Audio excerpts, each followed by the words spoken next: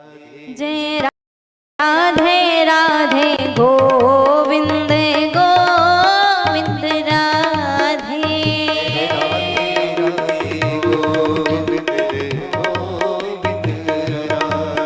जय राधे राधे गोविंद गोविंद राधे।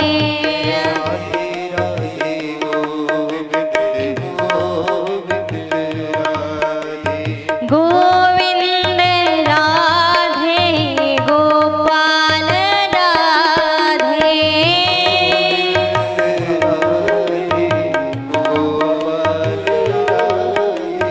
गोविंद राधे गोपाल राधे।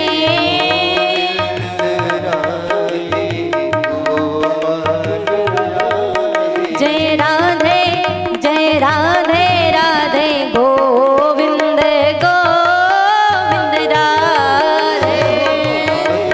सभी दोनों हाथ उठा के मीठी मीठी तालियों की सेवा करते हुए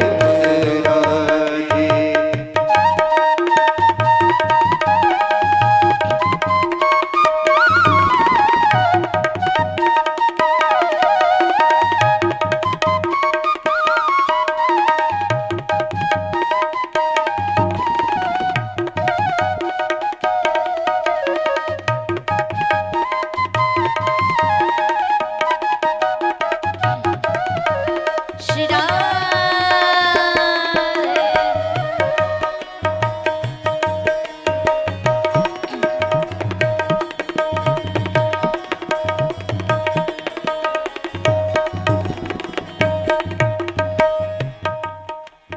गोविंद राधे गोपाल राधे।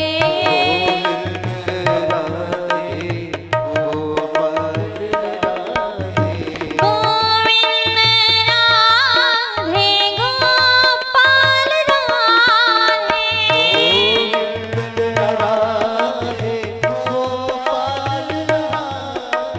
गोविंद राधे गोपाल राधे।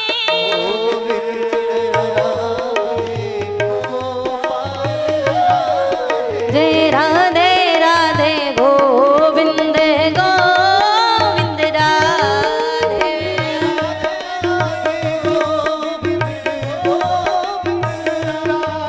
जय श्यामा श्यामा गोविंद गोविंद राधे।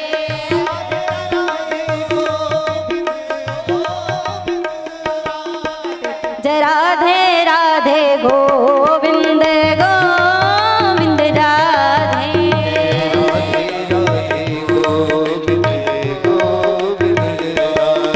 जय श्यामा श्यामा गोविंद गोविंद राधे।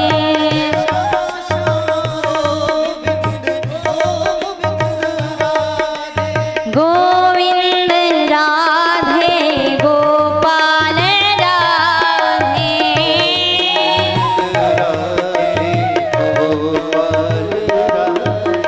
गोविंद राधे गोपाल राधे।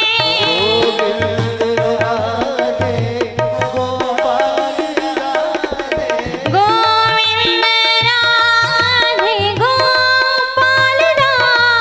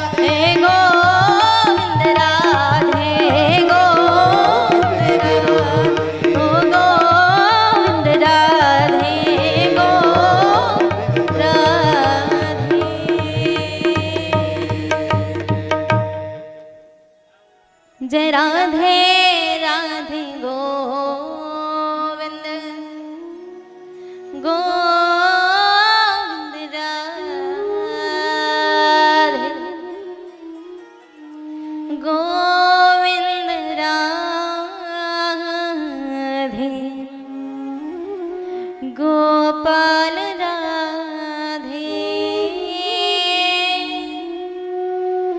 गोविंद राधे गोपाल राधे राधे राधे गोविंद गोविंद राधे।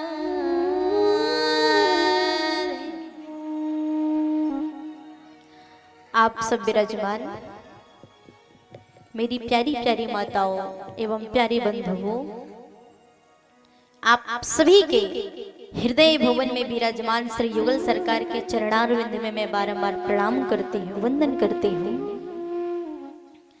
आइए आज कथा का प्रथम दिवस महाराज, ये जो श्रीमद् भागवत की कथा है ना महाराज, हम जितना साधारण इस ग्रंथ को समझते हैं, जितना सरल इस कथा को मान बैठे हैं महाराज, ये वास्तव में इतनी सरल नहीं है। हम विचार करते हैं यदि ये हमें सुगम हो रहा है, यदि हमें प्राप्त हो रहा है महाराज, तो हमें लगता है अरे ना जाने ऐसी कथा तो कहां कहां हो रही होगी। लेकिन महाराज ये जो श्रीमद् भागवत की कथा है ना, ये देवताओं को भी दुर्लभ है महाराज। ये कथा महाराज हर एक प्राणी को सुलभ नहीं हो पाता है। कई तो महाराज अपना पूरा जीवन प्रयत्न करते रहते कि मैं आज कथा सुन लूं, मैं आज कथा में चला जाऊं महाराज, लेकिन जब तक उसके हृदय भवन में मेरे ठाकुर जी प्रविष्ट नहीं होंगे, जब तक मेरे परमात्मा की इच्छा नहीं होगी महाराज, वो व्यक्ति इस कथा में तो कदापि प्रवेश नहीं कर सकता। कदाचित प्रवेश भी कर ले महाराज इस कथा में, उस व्यक्ति का कथा में मन भी ना लगेगा महाराज। क्योंकि महाराज इस कथा की महिमा तो तब है जब इस कथा को एक बार सुन लेने से महाराज हमारी कान रंध तृप्त हो गई महाराज, कोई कथा की महिमा नहीं है। कथा की महिमा तो तब है महाराज जब मेरे संत कहते सदा सेव्या श्रीमद् भागवती कथा। जिस प्रकार महाराज यदि हम कोई काम करते हैं ना, तो कोई काम करते करते एक बार काम करने में कोई प्रयास हमारी नहीं बनती महाराज। कोई व्यक्ति, कोई बालक, छोटा सा बालक यदि पढ़ने के लिए जाता है स्कूल में, तो जाता ही महाराज वो पढ़ना नहीं सीख जाता है। सने स्कूल जाता जाएगा तो एक दिन ऐसा होगा कि छोटी छोटी अक्षर, छोटी छोटी बातें उसके दिमाग में, मस्तिष्क में आने लगेगी महाराज। ठीक उसी प्रकार महाराज ये सत्संग, ये जो भागवत की कथा है, वो एक बार में समझ में नहीं आई है महाराज। जब हम संतों के चरणों में जाएंगे, सने सत्संग में जाया करेंगे महाराज, तब जाकर के श्रीमद् भागवत की कथा कदाचित कुछ हमारे समझ में आए, कुछ हमारे पल्ले पड़े महाराज। वरना तो महाराज इसे संत गाते रहते हैं, कितने गाने वाले आते हैं, कितनी कथा होती महाराज। कथा तो वही समझ पाता है जिसे मेरे प्रभु जी जनाना चाहते हैं महाराज। श्रीमद् भागवत कथा की महिमा क्या है? जिस प्रकार हमारे घर में यदि छोटी मोटी घास जगी हो महाराज, उस घास को काटने वाले होते हैं, उसी समय कोई वैद्य जी आकर के हमसे ये कह दे, अरे भैया तुम जो घास काट रहे हो, फेंक रहे हो ना, ये बड़ी कीमती जड़ी बूटी है, तुम नहीं जानते इस घास की कितनी महिमा है। इसको एक बार खा लिया जाए तो जीवन में कभी बुढ़ापा नहीं आएगा महाराज। अच्छा महाराज, तो जिस घास को हम अभी कूड़ा करकट समझ करके फेंक रहे थे, उसी घास को हम संभाल करके रखेंगे। क्यों? क्योंकि उस घास की महिमा हमें पता चल गया महाराज। ठीक उसी प्रकार जब तक हमें श्रीमद् भागवत कथा की महिमा नहीं पता होगा महाराज, कोई भी व्यक्ति इसे श्रवण करना नहीं चाहेगा, कोई भी इसे सुनना नहीं चाहेगा। क्यों? क्योंकि इसकी महिमा हमें नहीं पता। इसकी महिमा है महाराज, जो व्यक्ति एक बार जीवन में यदि मेरे प्रभु की इस कथा को सुन ले महाराज, तो मुक्ति प्रदान कर देती है। मुक्ति दाने न गर्जती थी भागवत। ये सदैव महाराज मुक्ति प्रदान करने के लिए गर्जना करती रहती है। ऐसी श्रीमद् भागवत कथा है महाराज। और मेरे आज श्रुति जी महाराज गाना प्रारंभ करते हैं। जरा विचार करें महाराज ने, यदि किसी व्यक्ति से हम संबंध बनाने जाते हैं ना महाराज, तो उसके बारे में जानते हैं कि वो है कैसा, वो काम क्या करता है, उसका स्वभाव कैसा है, उस व्यक्ति के बारे में जानने का प्रयास करते हैं। क्योंकि महाराज उनसे हमारा जीवन का संबंध बनने जा रहा है। तो महाराज संसार में संबंध बनाते हैं तो जान करके संबंध बनाते हैं कि वो व्यक्ति कैसा होगा, उसका स्वभाव कैसा होगा, वो काम कैसा करता होगा। तो महाराज मेरे प्रभु के तो हम जन्म जन्मांतर के लिए संबंध बना रहे हैं, तो जाने तो सही कि उस परमात्मा का स्वभाव कैसा है, वो परमात्मा है कैसे, हम जाने तो सही उस परमात्मा का स्वरूप कैसा है। क्योंकि मेरे गोस्वामी जी महाराज भी दर्शन कराते हैं, जाने बिनु ना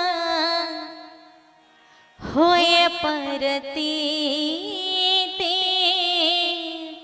जाने बिनु ना होई परतीते। और महाराज जो व्यक्ति उसे जान लेता है फिर क्या होता है, बिन परतीत ना अरे होए नहीं प्रीति। उस परमात्मा का स्वरूप क्या है महाराज, जो व्यक्ति उसे जान लेता है ना महाराज, फिर कुछ जानने की इच्छा ही नहीं बच जाती महाराज। और वो मेरे परमात्मा है कैसे, उसका स्वरूप क्या है, वो काम क्या करते हैं। तो मेरे सुखदेव जी महाराज, मेरे सूत जी महाराज प्रथम इस श्लोक में गाना प्रारंभ करते हैं कि मेरे प्रभु का स्वरूप कैसा है, स्वभाव कैसा है। सूत जी महाराज दर्शन कराते हैं, सच्चिदानंद रूपाय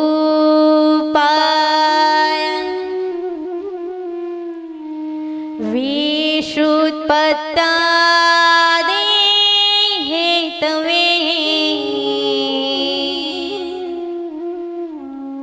तापत्र विनाशाय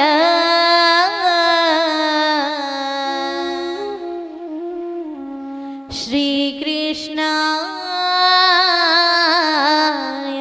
वयं नमः।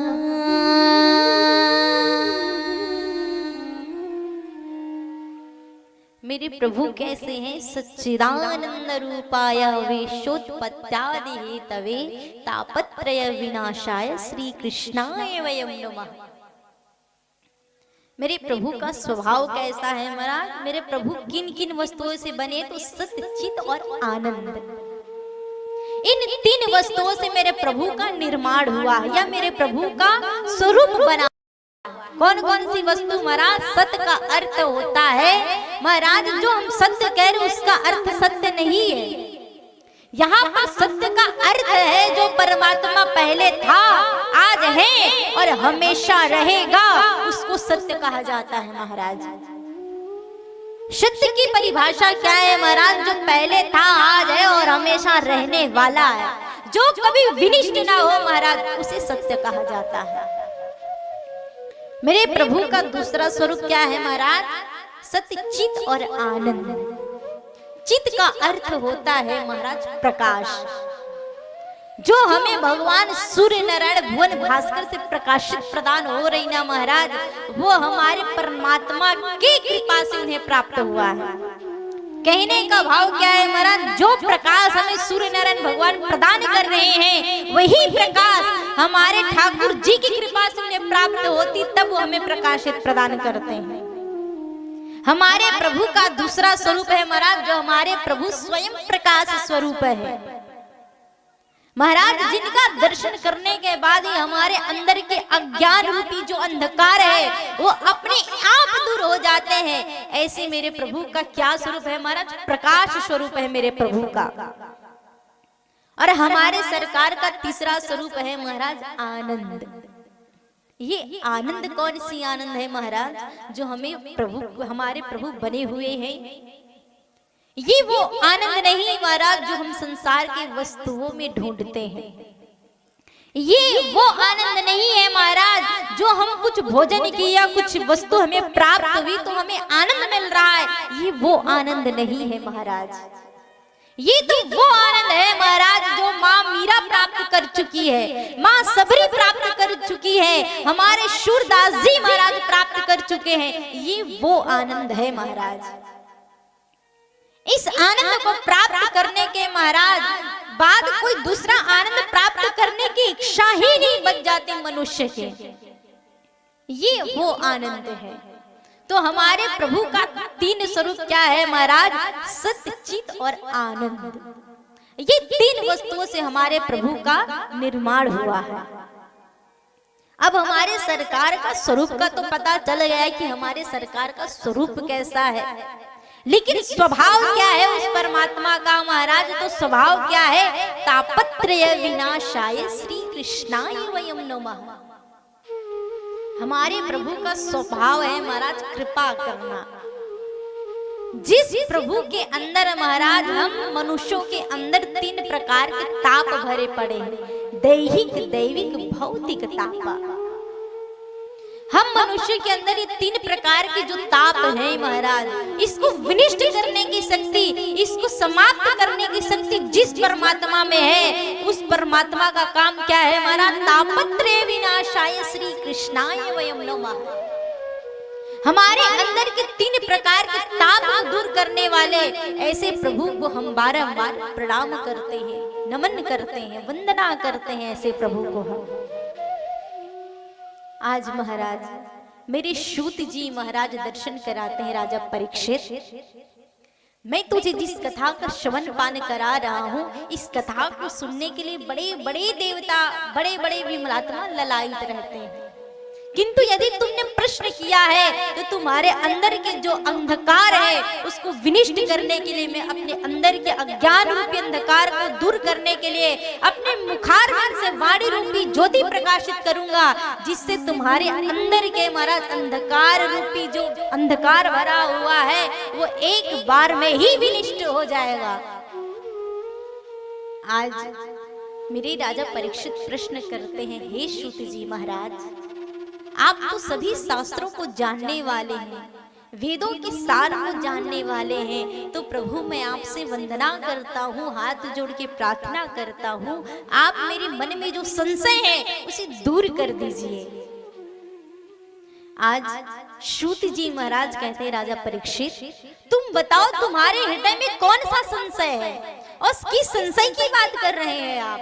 आपके जैसे धर्मात्मा राजा, भला इसके मन में कोई संशय हो सकता है क्या? आज राजा परीक्षित कहते हैं, प्रभु आप हमें बताइए जीव का कल्याण कैसे हो? संसार में इतने सार हैं, संसार में इतने ग्रंथ हैं, इतने ग्रंथ का सार क्या है प्रभु? आप मुझे बताइए जीव का कल्याण कैसे हो? आज सूत जी महाराज को आज राजा परीक्षित वंदना करके कहते हैं, प्रभु अज्ञान ध्वांधवे ध्वंस कोटि सोय समाप्रभ सूत ख्याति कथा सारम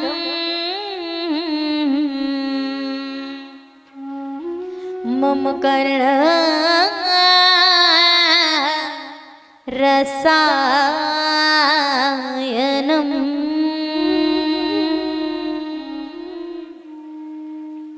सूत जी महाराज कहते, अज्ञान द्वांध विध्वंस कोटि सूर्य समप्रभा। प्रभु आपके मुखारविंद से ये जो वाणी रूपी जो ज्योति प्रकाश हो रही है ना, ये महाराज जिस प्रकार सूर्य के प्रकट होते ही सारा अंधकार अपने आप दूर हो जाता है। बस प्रभु आपकी वाणी रूपी जो ज्योतिमय प्रकाश हो रही है महाराज, ये मेरे अंदर के अज्ञान रूपी जो अंधकार उसको विनिष्ट करने में सामर्थ्य है महाराज। जिस प्रकार एक छोटी सी आग की चिंगारी महाराज पूरे जंगल को जला करके राख कर देती, उसी प्रकार प्रभु आपकी वाणी से निकली हुई एक छोटी सी ज्योति में प्रकाश में जो शब्द है वो मेरे अंदर के अंधकार को दूर करने वाले हैं प्रभु। अब आप मुझे बताइए जीव को क्या करनी चाहिए, जीव का परम लक्ष्य क्या है। ये जीव महाराज सदा काल के मुख में पड़ा हुआ है, कब पता नहीं कि इसकी मृत्यु कब हो जाए। इस जीव का कोई भरोसा नहीं प्रभु, कब काल के मुखारविंद में चला जाए, पर फिर भी इस संसार में आसक्त है, इस संसार में ही अपने मन को लगाया हुआ है प्रभु। तो जीव को क्या करनी चाहिए जिससे इस शरीर का कल्याण हो प्रभु। अब आप ही हमें इस मार्ग तक पहुंचा सकते हैं, अब आप ही हमें बताइए कि हम क्या करें। सूत जी महाराज कहते हैं शौनकादिक ऋषि को, शौनकादिक ऋषि यदि जीव चाहे तो एक छोटी सी वस्तु से अपने कल्याण कर सकता है, यदि जीव चाहे महाराज तो इस संसार में अपने मन को लगा करके अपनी बुद्धि को नष्ट कर सकता है। क्यों महाराज? तो सूत जी महाराज कहते मेरे प्रभु का जो नाम है ना महाराज, ये बड़े से बड़े पापी को तारने में सामर्थ्य है, लेकिन जीव से साध है तब ना महाराज। जीव का तो मन सदैव संसार में लगा हुआ है, इस संसार में अपने मन को लगाया हुआ है, तो जीव का मन भजन में कहाँ लगता है प्रभु। इस कलयुग के लोग इतने पापी हो गए प्रभु कि ना भजन में, ना कीर्तन में, ना जप में, ना तप में मन कभी नहीं लगता है। तो प्रभु भजन कैसे किया जाए? और जो व्यक्ति भजन कर लेगा महाराज उसका तो कल्याण होकर के ही रहेगा। जिस प्रकार महाराज कोई व्यक्ति आग को जानबूझ करके पकड़े या अनजाने में पकड़े, जिस व्यक्ति ने आग को स्पर्श किया महाराज वो व्यक्ति मर के ही रहेगा, जल करके ही रहेगा। जिस व्यक्ति ने महाराज बिजली के तार को जानबूझ करके छुए या अनजाने में छुए, जिसने उसे स्पर्श किया महाराज उसे करंट लग करके ही रहेगा। ठीक उसी प्रकार महाराज मेरे प्रभु का नाम जो व्यक्ति जान करके ले या अनजाने में ले महाराज, जिस व्यक्ति ने मेरे प्रभु का नाम ले लिया महाराज उसका तो कल्याण हो करके ही रहेगा, उसका तो उद्धार हो करके ही रहेगा। महाराज इस कथा का सार भी तो यही है कि हम जीव के अंदर महाराज जिस प्रकार से भी हो ना प्रभु का नाम आ जाए एक बार हमारे जीवन में, कथा हमारे जीवन में उतरे। कथा की अलग महिमा है महाराज, लेकिन जो व्यक्ति इस ठाकुर जी के नाम को अपने कार्य के साथ साध लेना महाराज, वही व्यक्ति संसार से इस भवरूपी कूप से बाहर जा सकता है। मेरे बाबा को स्वामी जी महाराज भी लिखते हैं, भाय गुभाय अनक आलसु नाम जपत मंगल दिसि दसु। महाराज चाहे आलस में भजो ठाकुर जी का नाम, चाहे आप जानबूझ करके भजो, चाहे आप भगवान को गाली दे करके भजो, लेकिन जो व्यक्ति मेरे प्रभु की नाम की महिमा को जान लिया महाराज उस व्यक्ति का तो कल्याण होकर के ही रहेगा। इसलिए महाराज मेरे संत गाया करते हैं, आइए हम आप सब भी बड़े भाव से अपने प्रभु का स्मरण करें, मेरे प्रभु का नाम का उच्चारण करें और गोविंद से प्रार्थना करें, हे गोविंद आपकी कृपा से कम हम जैसे दुष्ट मूर्ख, हम जैसे दुष्ट प्राणी के अंदर केवल प्रभु का नाम तो आ जाए। प्रभु हम में इतनी सामर्थ्य नहीं प्रभु की संसार रूपी भवकूप से बाहर जा सके, लेकिन प्रभु आप अपने हाथों से हमारे हाथ यदि थाम ले प्रभु तो इतनी सामर्थ्य तो आप में है कि आप अपने डूबे हुए भक्तों को इस भव से बाहर निकाल सके। आइए हम आप सब अपने प्रभु से प्रार्थना करें। भोले बाके बिहारी लाल हो, कृष्ण कहने से तय जाएगा पार भव से उतर जाएगा।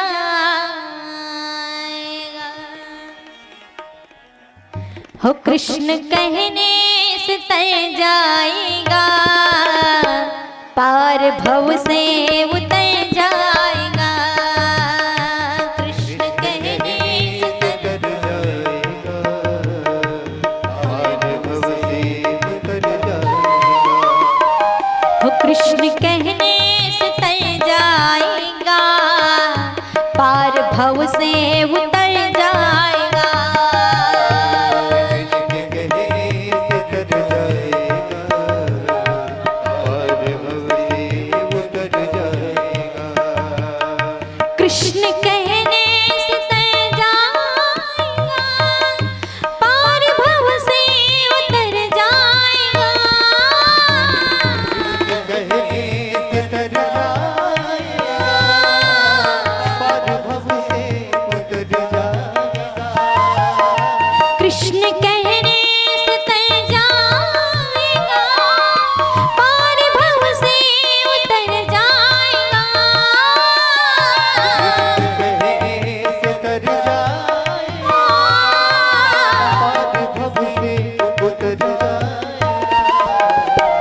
कृष्ण कहने से तर जाएगा, कृष्ण कहने से तर जाएगा, पार भव से उतर जाएगा। कृष्ण कहने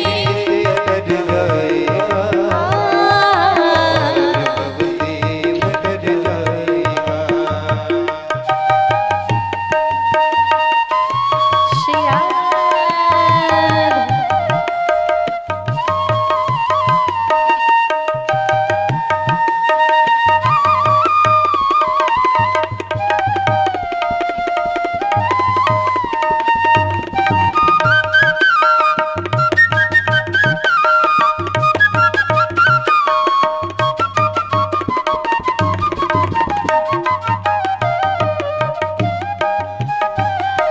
श्री राधे।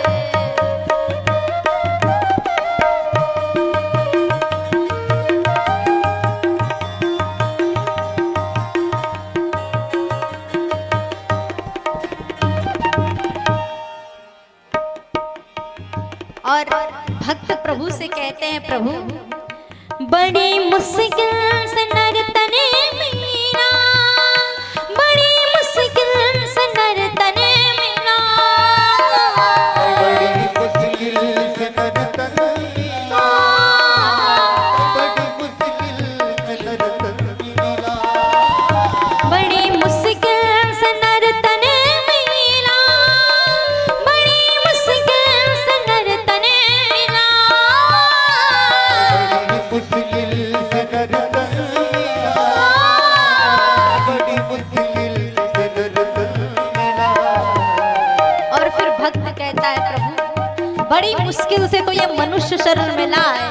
फिर भक्त कहता है, प्रभु क्या पता फिर कहाँ जाएगा, क्या पता फिर कहाँ जाएगा, पार भव से उतर जाएगा।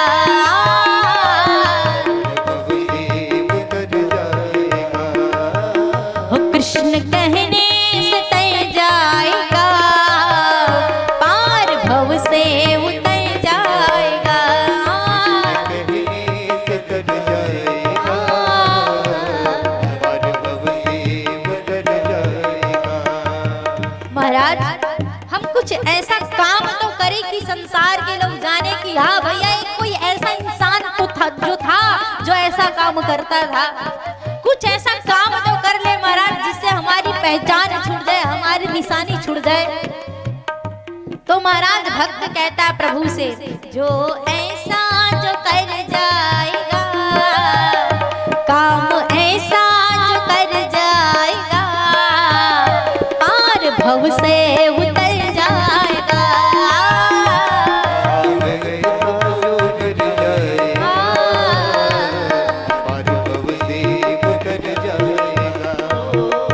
कृष्ण कहने से तर जाएगा, पार भव से उतर जाएगा, कृष्ण कहने से तर जाएगा, पार भव से उतर जाएगा। कृष्ण कहने से तर जाएगा, पार भव से उतर जाएगा। हो पार भव से उतर जाएगा, उतर जाएगा, पार भव से उतर जाएगा, पार भव से उतर जाएगा, पार भव से उतर जाएगा, ओ पार भव से उतर जाएगा।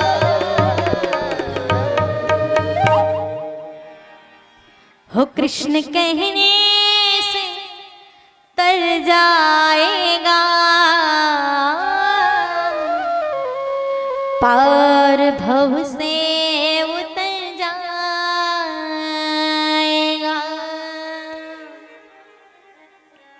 महाराज तो प्रभु का नाम तो इतना सुंदर है महाराज, मेरे ठाकुर जी का नाम है कि हम सब का कल्याण करने वाली है, सुख देने वाली है महाराज।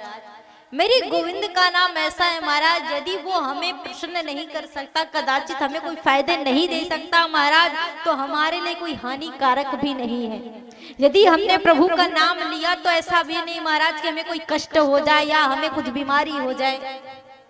महाराज जैसा भी हो, जिस हाल में भी हो महाराज, एक बार प्रभु का नाम लेकर के देखिए आप। एक बड़ा ही सुंदर चरित्र महाराज, एक बड़ा ही सुंदर भक्त रहा जिसका नाम गोरख कुम्हार था महाराज। उसके पास ना धन था, ना वैभव था, ना ऐश्वर्य था, कुछ था उसके पास महाराज तो केवल सरल हृदय, किसी वस्तु की आशा नहीं, किसी चीज की लालसा नहीं मन में महाराज। भक्त गोरख कुम्हार छोटे से गांव में रहता। गांव में यदि सबसे ज्यादा कोई गरीब था तो वो गोरख कुम्हार, सबके लिए घड़ा बनाया करता महाराज।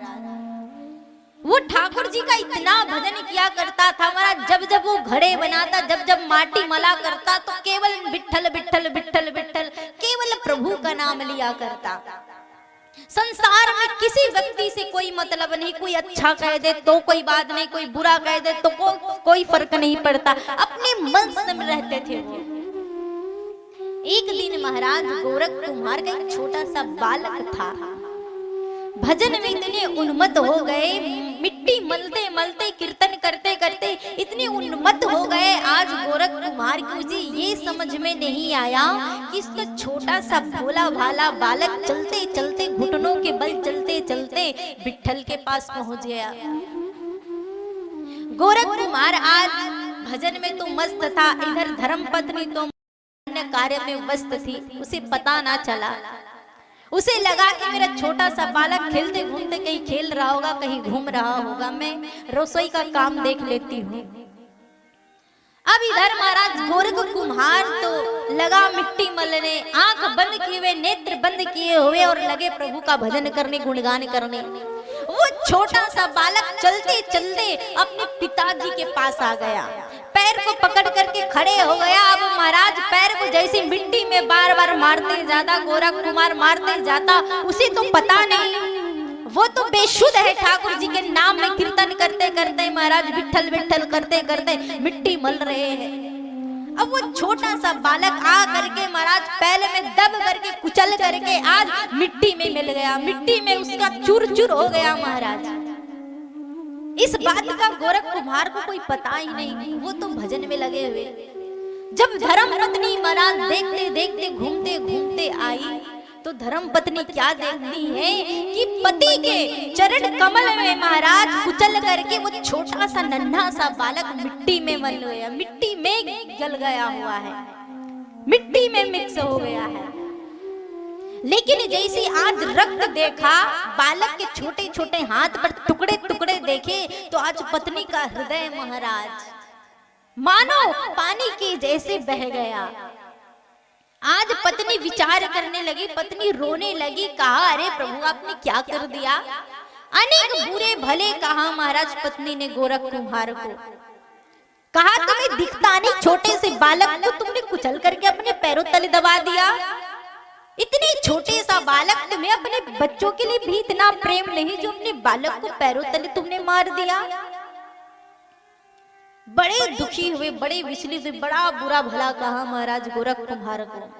लेकिन गोरख कुम्हार को कोई आश्चर्य नहीं लगा महाराज, वो जैसे कि तैसे, उसे कोई अच्छा कहे बुरा कहे कोई मतलब नहीं संसार से।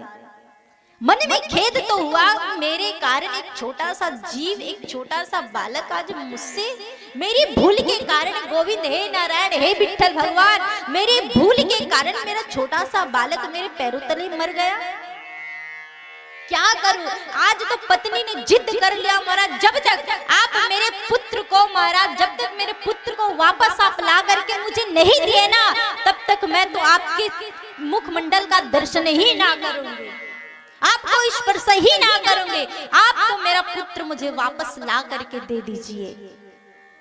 अब तो महाराज गोरख कुम्हार बैठे बैठे दिन भर अश्रु प्रवाह करे, कहे हे विठ्ठल हे नारायण मुझसे भूल हो गया, मैं क्या करूं गोविंद, मैं आपके भजन में इतना उन्मत्त हो गया, इतना व्यस्त हो गया, इतना आनंद हो गया था कि मुझे सुध ही नहीं रहा कि मुझसे इतनी भूल हो गई कि मैंने एक जीव को मार दिया अपने पैरों से।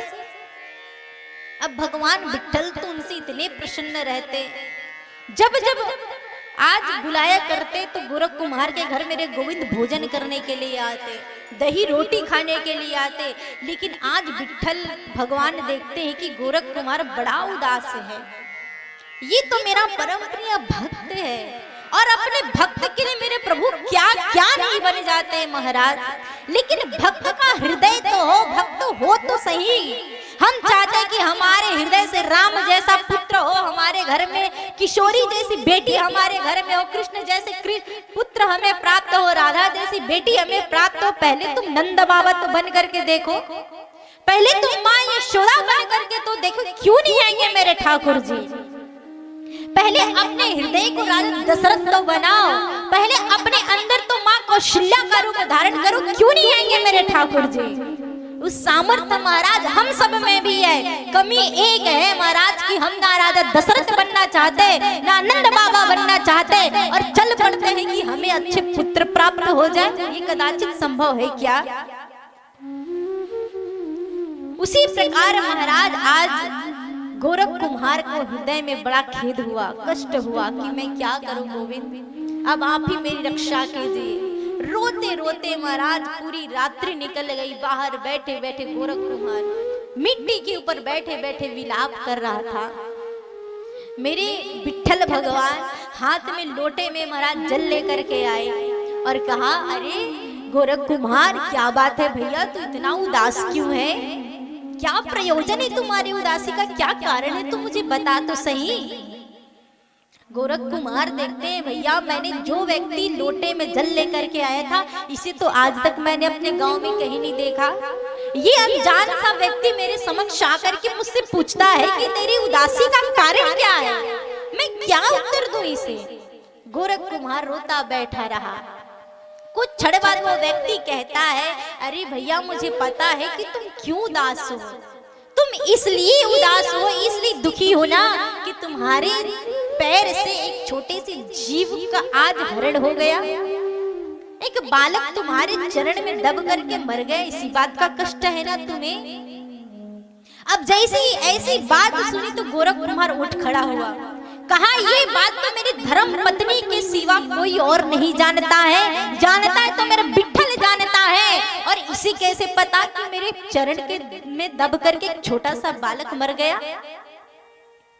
तुरंत समझ गए आज गोरख कुम्हार और आज उस व्यक्ति के चरण में गिर पड़े और मेरे गोविंद स्वयं प्रकट होकर के महाराज विठल के छोटे सा बालक जो मरा हुआ था महाराज उसको पुनः वापस ला करके आज विठल प्रभु ने गोरख को पकड़ा दिया और कहा, अरे गोरख कुम्हार तुम चिंता मत करो, मेरा अवतार ही तुम जैसे भक्तों के लिए होता है।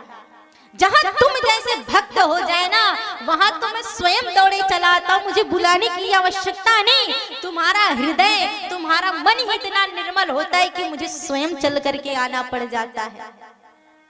आज महाराज कहने का भाव क्या है, यदि हमारे अंदर भी निर्मल भाव हो ना तो हमारे गोविंद स्वयं चल करके आएंगे। आज गोरख कुम्हार को जैसी बालक मिला, धर्म पत्नी को ले जा करके जैसे दिया, धर्म पत्नी तो इतने प्रसन्न हो गई महाराज, अब विचार करने लगी कि ना जाने मैंने इसकी विठल के बारे में क्या भला बुरा कह दिया। और आज वही विठल स्वयं प्रकट होकर के मेरे पति परमेश्वर को दर्शन दिए, इससे बड़ा सौभाग्य और क्या हो सकता है। पत्नी ने बड़ा क्षमा याचना करी महाराज, किंतु गोरखनाथ ने कहा, गोरख कुम्हार ने कहा, अरे देवी तुमने कहा था ना कि मेरे पुत्र मुझे वापस कर देना, मैंने तुझे पुत्र वापस किया, लेकिन ध्यान रखना आज के बाद तुम मुझे कभी स्पर्श नहीं करोगे। अब जैसे महाराज स्पर्श ना करोगी तो ना तो वो भोजन करता पत्नी के हाथ का, ना जल ग्रहण करता, केवल मस्ती में उन्मत्त होकर के महाराज अपने हाथों से भोजन बनाता, प्रसाद ग्रहण करता, विठल को बुलाता, प्रसाद पवाता। एक दिन महाराज अनजाने में धर्म पत्नी की हाथ गोरख कुमार के हाथ से पकड़ लिया। अब जैसी धर्म पत्नी की हाथ पकड़ करके जैसी गोरख कुमार के हाथ को पकड़ा कि अरे प्रभु, जब तक आज आप मुझसे बात नहीं करोगे प्रेम पूर्वक मैं आपको जाने नहीं दूंगी। अरे जैसे हाथ को पकड़ा है महाराज, तो आज मेरे गोरख कुमार ने देखा कि आज इस हस्त को ही काट करके मैं फेंक देता हूँ। और गोरख कुमार ने महाराज दोनों हाथ को काट करके जमीन पर फेंक दिया। मैं तुम्हें स्पर्श नहीं करूंगा। जो मेरे प्रभु के बारे में ऐसी गंदी गंदी वर्ड बोले, कोई मेरे प्रभु के बारे में ऐसा बोले, मैं उसे कभी बर्दाश्त नहीं कर सकता। महाराज हमारे समक्ष कोई भी हो, चाहे हमारे माता हो, पिता हो, गुरु हो, हमारे माता पिता गुरु और इष्ट के बारे में यदि कोई भी व्यक्ति बुरा भला कहे महाराज, तो कदाचित हमें सुनना नहीं चाहिए। या तो इस स्थान का त्याग कर देनी चाहिए महाराज, या तो हमें वहां से चले जाना चाहिए। महाराज इस कथा का सार ये है कि हमारा मन निर्मल हो तो प्रभु स्वयं चले आएंगे। और किसी ने कहा है महाराज मेरे प्रभु कैसे आते हैं? निर्मल हो तो सबरे के घर आए, निर्मल हो तो सबरे के घर आए, हर दुर्योधन के मैं बतागे, साग विदुर घर खाए। महाराज निर्मल मन होना चाहिए, क्योंकि माँ सबरी के पास भी कुछ ऐसा नहीं था, ना वो धन था, ना वैभव था, ना ऐश्वर्य था महाराज तो केवल और केवल निर्मल मन था। इसीलिए अपने मन को निर्मल बना लीजिए, और जिसके मन निर्मल हो जाए महाराज फिर भगवान को बुलाने की आवश्यकता नहीं, भगवान स्वयं दौड़े चले आएंगे। महाराज तो ये कथा की महिमा है। आइए हम आप सब आज की कथा को यहीं पर विराम देते हैं। कल पुनः कथा का समय आप सबको सूचित किया जाएगा। तत्पश्चात दिन में कथा होगी, तो आप सब भली भांति सब आएंगे, कथा श्रवण करेंगे। समय से पूर्व आप सब पधारेंगे। आइए छोटा सा नाम संकीर्तन, तत्पश्चात आरती होगी। आरती के बाद ही अपने घर को प्रस्थान करेंगे। बोले बांके बिहारी लाल की सिया बोल, सिया बोल, सिया सिया बोल, श्री राम राघव रसिके से बोल, सिया बोल, सिया बोल, सिया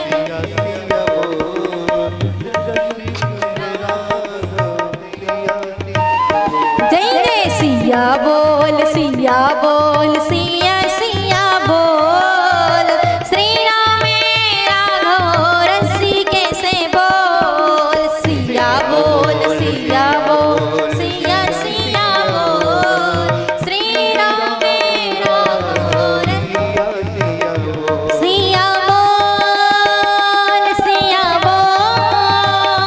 सिया बोल, सिया बोल, सिया बोल, सिया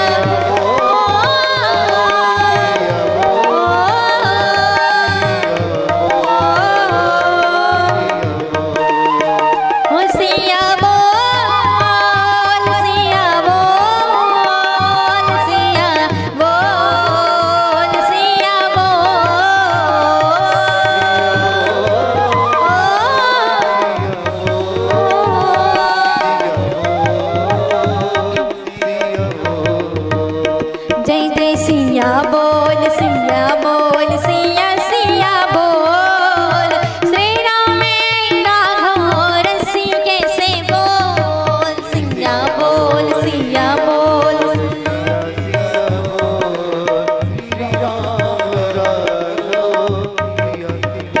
जय जय सिया बोल, सिया बोल, सिया सिया बोल, श्री राम राघव रसिके से बोल, सिया बोल, सिया